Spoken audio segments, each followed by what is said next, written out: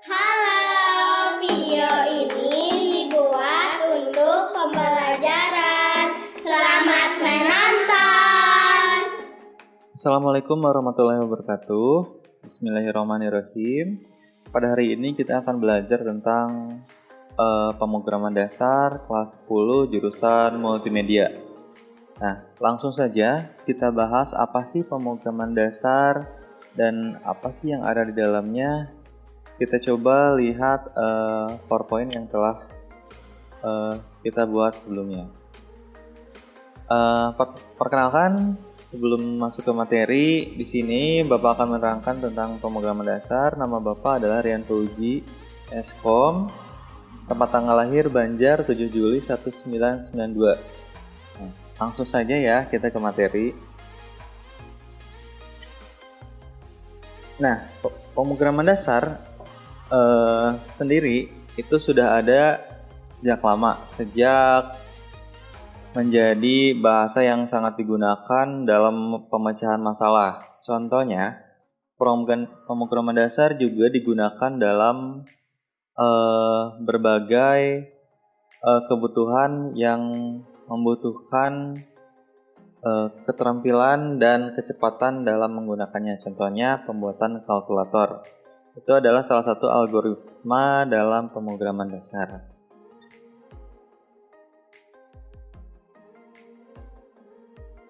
Dalam pertemuan kali ini, kita akan memahami tentang konsep algoritma, memahami struktur algoritma, memahami algoritma menggunakan bahasa natural algoritma. Apa sih yang akan kita pelajari di pemrograman dasar? Nah, yang pertama itu kan algoritma, dan yang kedua struktur dan lain sebagainya. Tapi kita akan mulai dari dasar-dasarnya dulu. Belajar pemrograman adalah belajar tentang strategi pemecahan masalah, metodologi, dan sistematika, serta pemecahan masalah tersebut kemudian menuangkannya ke dalam suatu notasi yang disepakati bersama. Lebih bersifat pemahaman persoalan analisis dan sintesis. Mungkin agak sedikit bingung ya, tapi nanti ketika kita belajar pemrograman dasar itu belajarnya tidak sulit dan malah menyenangkan. Karena di sana kita akan memahami bagaimana sih cara-caranya pembuatan dan pemahaman algoritma itu sendiri.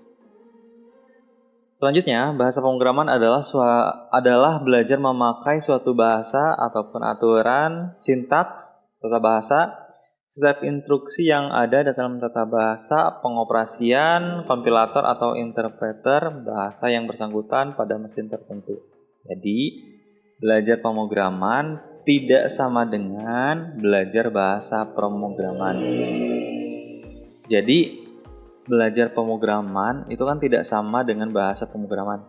Jadi bahasa pemrograman itu adalah bahasa yang dipahami oleh komputer. Contohnya, ketika kita ingin menjalankan browser, contohnya Google Chrome, itu bahasa komputer, bahasa pemrograman menerjemahkan otomatis apa yang kita lakukan di komputer ataupun di window yang sedang dijalankan. Jadi ketika kita ingin menjalankan Google Chrome, secara otomatis langkah kita diterjemahkan ke dalam bahasa pemrograman oleh komputer itu sendiri.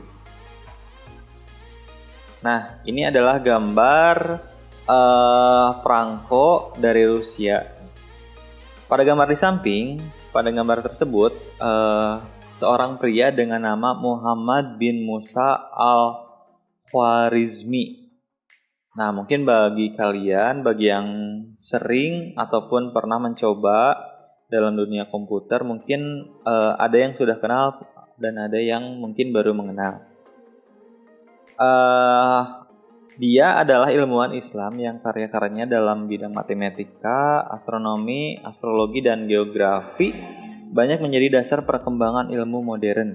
Dan dari namanya, istilah yang akan kita pelajari dalam bab ini, contohnya pemrograman, Al-Khwarizmi, kemudian berubah menjadi algoritma atau algoritm dalam bahasa Inggris, dan diterjemahkan menjadi algoritma dalam bahasa Indonesia. Nah, itu dasarnya ya. Jadi orang yang ada dalam perangko ini adalah Muhammad bin Musa al-Khwarizmi. Terus definisi algoritma. Algoritma adalah urutan langkah logis penyelesaian masalah dan disusun secara sistematis. Algoritma yang dapat menyelesaikan suatu permasalahan dalam waktu yang singkat memiliki tingkat kerumitan yang rendah. Jadi contohnya kita akan membuat perhitungan nih penjumlahan 1 tambah 1. Nah itu mungkin akan lebih mudah daripada kita membuat algoritma yang misal ada perkalian, penjumlahan, pembagian, dan lain sebagainya. Contoh sederhananya itu adalah pembuatan kalkulator dan lain sebagainya dan bersifat pemrograman. Contohnya seperti mesin kasir di toko ataupun di toko modern, contohnya di Alfamart ataupun Indomart.